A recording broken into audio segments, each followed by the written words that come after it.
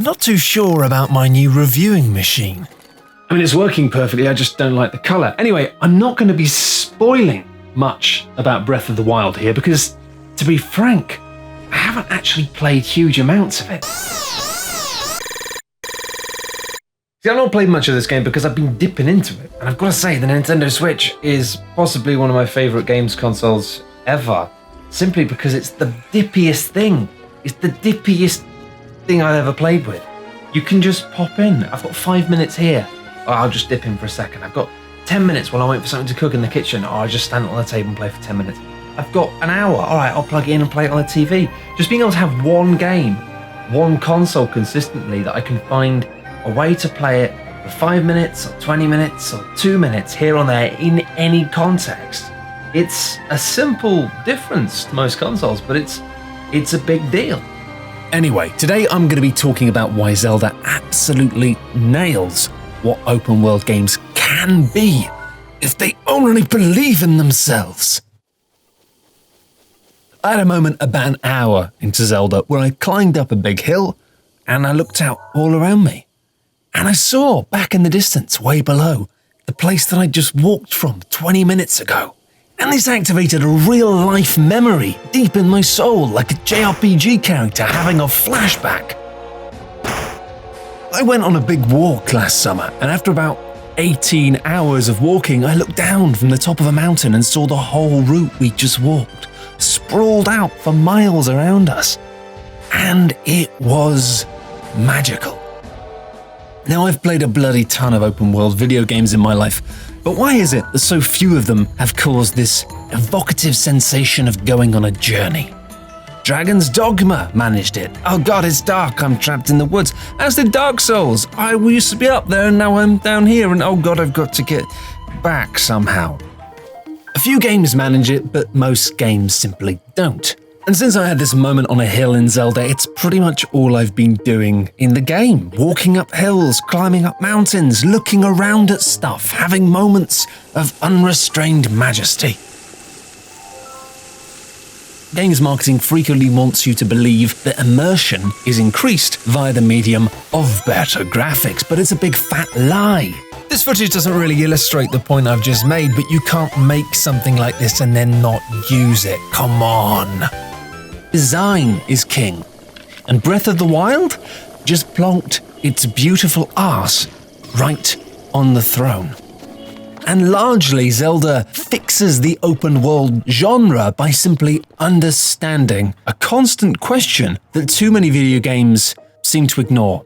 And that question is, where does the game reside? And there's two parts to the answer. First of all, Matt, what does that mean? And secondly, of course, why does that matter? In terms of understanding what I mean when I say, where does the game reside? Let's think about a game like Halo. You're playing Halo multiplayer, right? And once you know the maps a bit, a great deal of the game resides here, looking at the radar. Crucially though, not too much of the game. Open areas require you to actually look at what was in front of you, keeping an eye out for snipers, as did obviously aiming and shooting the gun. Any game that features a radar or a map or any form of live secondary information somewhere on the screen runs the risk of pushing too much of where the game resides, where your attention resides, to that part of the screen. So the big question from a design perspective is, what value does that information add? Does it actually enhance the game by making you multitask under pressure, like Burnout Paradise, which has you flicking your eyes between the road and the map, hunting for vital, familiar shortcuts on the horizon while snaking your way through oncoming traffic? But of course, the beauty of that game was eventually you knew the map well enough that you didn't even need to look at the mini-map. You just drove around the city because you knew the city, man. That was a game. So when I say where does the game reside, largely I mean where is the attention of the players being drawn to most frequently? Where are they interacting with the mechanics? Where does the heart of the experience sit? And in both of these cases, the game still resides in the correct place, which broadly speaking should probably be where the developers put the money.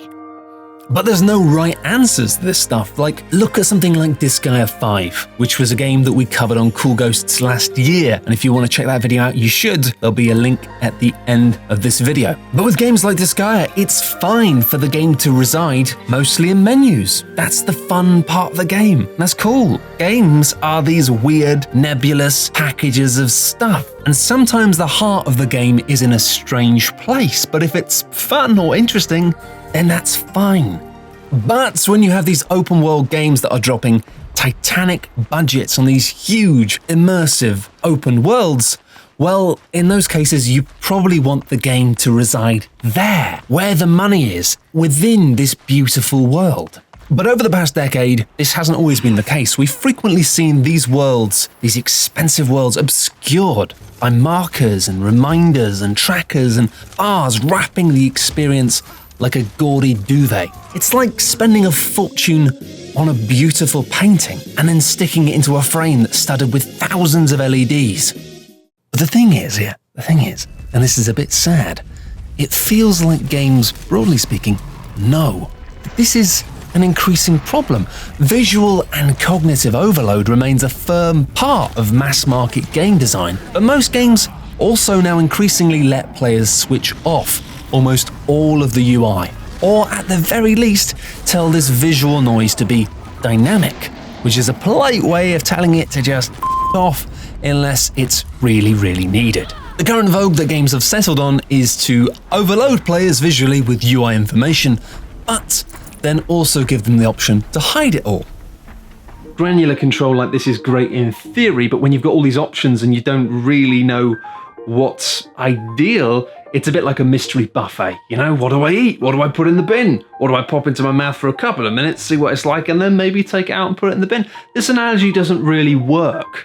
Something else that doesn't work is this system. Look, you want to exist in these worlds as much as you can. You don't really want the fluff. And so naturally, a lot of us turn off these distractions as soon as we can. But then, of course, you did actually need some of that information. It was an integral part of the game, which means you then end up spending more time in menus and maps and, oh my God, open world maps. How do people play these things? It's like walking into a new job on a Monday morning and being given your to-do list for the next 15 years. Because all of these tiny symbols represent rewards for your character, but also your brain. And at the moment that a major part of the game is allowed to reside here, in a place like this, it doesn't matter what the world that you're in looks like or what the theme of the game is. You're being encouraged to effectively roleplay as a metal detector, sweeping, scanning, optimizing routes, gobbling up objectives like a big bloody Pac-Man. Of course, you can keep yourself out of this map a bit more often by setting waypoints. Horizon Zero Dawn is a pretty good game with very good dinosaurs that admirably tries to keep you out of menus as much as possible. And one of the ways it does that is by including dynamic waypoints that keep you on a clean path to your destination. And this, of course, prevents that classic video game loop of, oh, that's a dead end. Stop, check the map. No, okay, fine. Oh, that's a cliff. No, I can't get around this. Just stop, check the map. But then the problem with that still is, what are you doing? Where does the game reside now? How much of the game now resides here? But then you're just playing follow the thing. How much of the game has now become reactive rather than proactive? You know, sometimes I think it's just a case of thinking about maps. Something crucial about maps that it's easy to forget. Traditional maps, paper, is on their own. They're really no use at all. A map doesn't tell you where you are. A compass and a map might, but really, even then, without landmarks, a map is at best useless and at worst misleading. This, of course, isn't true to what we think of as being maps in the modern world. Getting from A to B in any major city is as easy as following a magical line on your screen and hoping you don't get mugged along the way or walk directly into a bush. Still, walking along the road while staring at a tiny screen doesn't exactly scream, I am on an adventure. But these are the types of maps that games most frequently aspire to recreate. And Zelda excels mainly because it remembers what maps are. The good old maps of yesteryear, back when maps were maps and men were maps. The maps in Zelda aren't a surrogate zoomed out version of the game. It's a tool that exists within the world, a detail that invites deeper immersion rather than breaking immersion and snapping you out of it.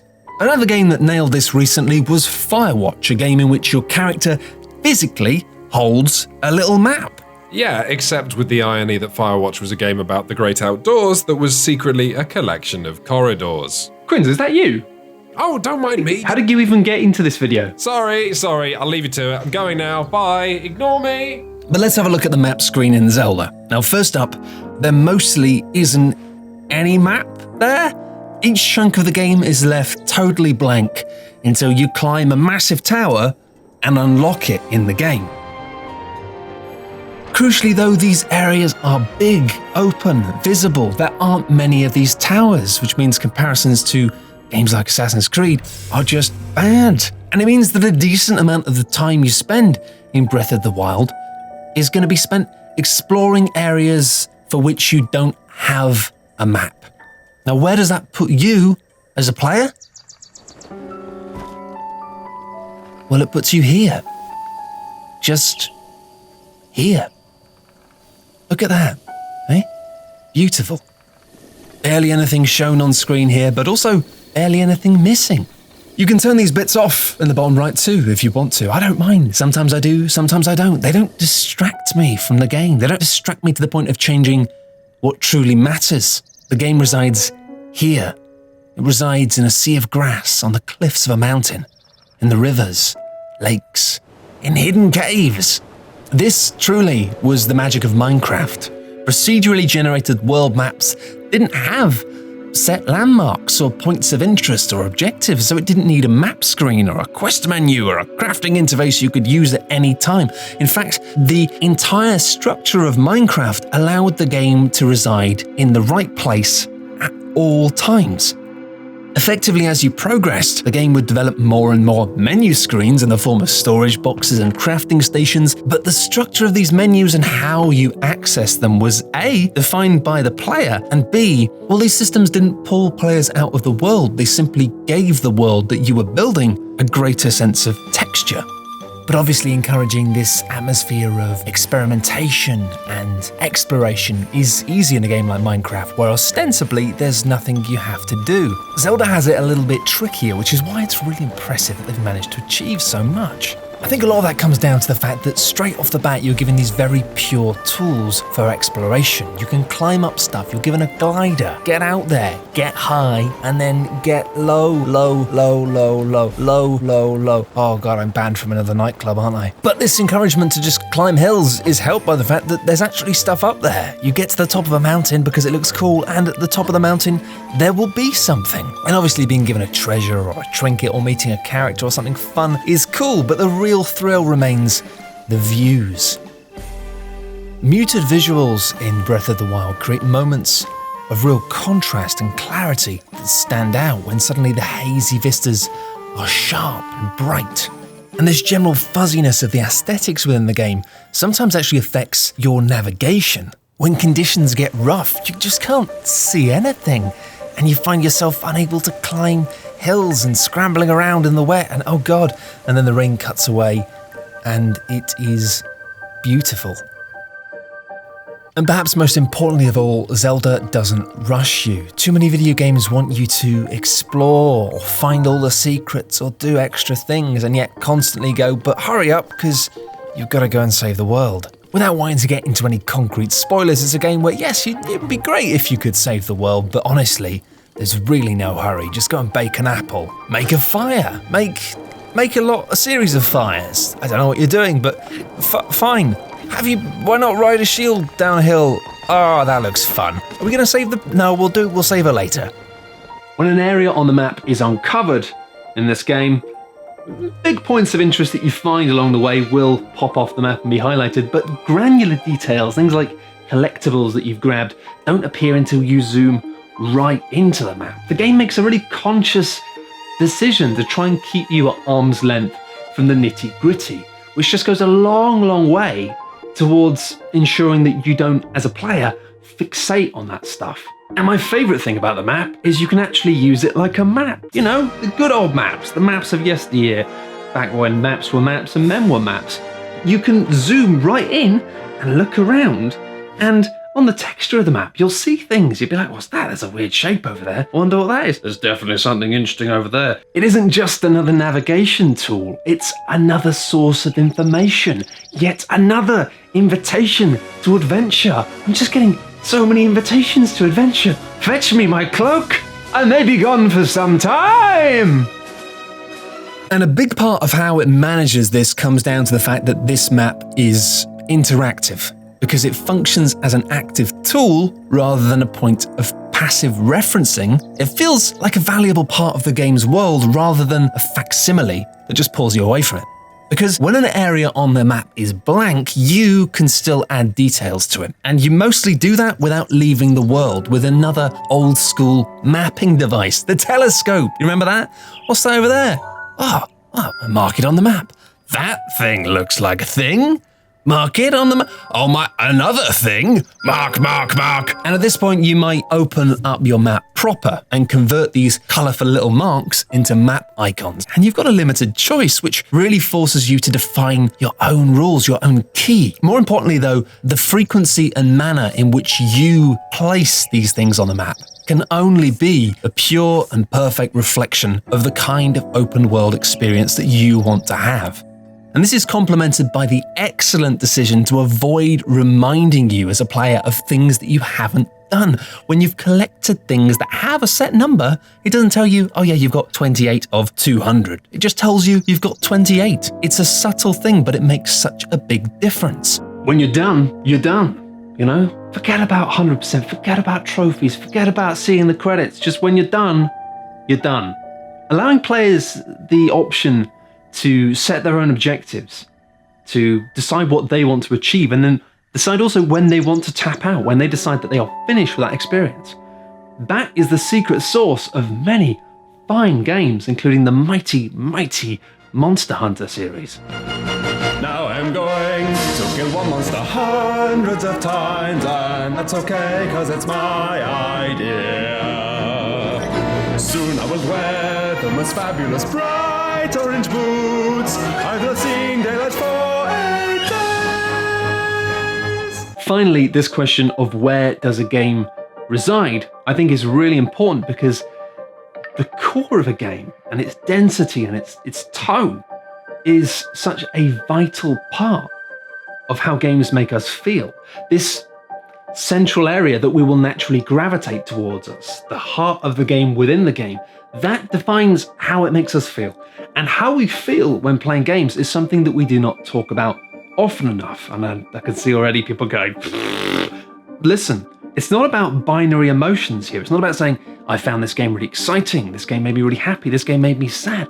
I'm talking more about headspace. It's rare that we talk about how games affect our heads. Is this the kind of game that encourages us to zoom out and to gently prod systems and have quite a relaxed, detached experience? Or is it something that encourages us to really dive in, this web of complex cogs and things to tweak and constant rabbit food for the brain?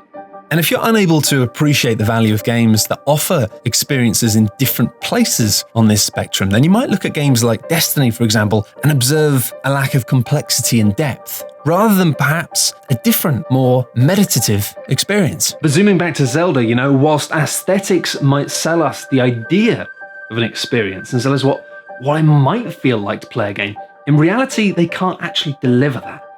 If the game doesn't reside in the right place, if you don't feel present within that world, in the place that you're supposed to, then all of this spectacle, all of these vistas, all of these beautiful scenarios you traipse through, they don't mean much. They don't mean enough. They don't have much value outside of a screen grab that you can send to your friends as a postcard. Breath of the Wild is a loud reminder that wide-eyed wonder cannot exist alongside systematic mastery. Mastery will inevitably shift the heart of where the game resides, transplanting our emotional responses with something mechanical, something colder. And if you want players to feel immersed in your atmospheres, you need to keep them away from these systems, away from map screens, away from completionism and menus. And as I found at the start of this year with a video about Kingdom, obfuscating these systems can help, but it isn't enough. Now, even if you try and hide these systems, like in games like FTL, where the odds of all the dice rolls are hidden away from you, but eventually you work them out, eventually it does not work. These systems will always reveal themselves. And when they do, usually this reveal will also steal away a slice of joy. And how do you stop this process? I don't think you can. I don't think you can. I think what we can do, though, is just try and slow that process down. Don't rush it. Players are going to naturally gravitate towards cogs and mechanics, whether or not they consciously want to. Mastery of the game will just see it happen, but you can set up your game in a way, as Breath of the Wild shows, that allows players to exist in this zone where play can thrive for much, much longer, and just allows an environment that amplifies exploration and brings the open world to life. Thank you very much for watching. Goodbye.